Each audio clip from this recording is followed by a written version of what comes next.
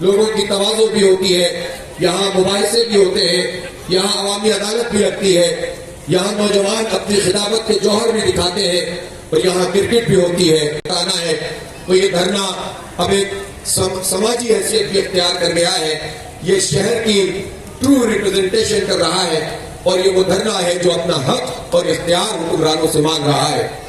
یہ شہر Karachi mega city ہے، ان کے گزرا کو بہت تکلیف ہوتی ہے۔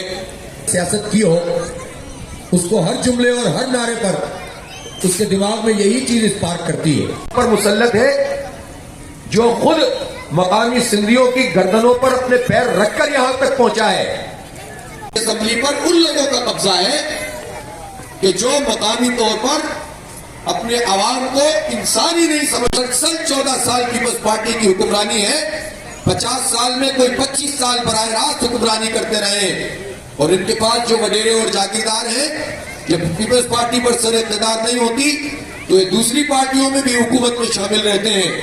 ان لوگوں نے ان دیہاتوں کی، ان گوٹھوں کی کیا حالت بنا دی ہے؟ بچوں کے پیر میں چپلیں نہیں ہوتی ہیں، جس میں سے 4000 سے زائد اسکول کراچی میں ہیں، 49 جس میں کوئی اس لیے اپنے بچے کو داخل کروائے گا کہ اس کی تعلیمی قابلیت بڑھ جائے گی۔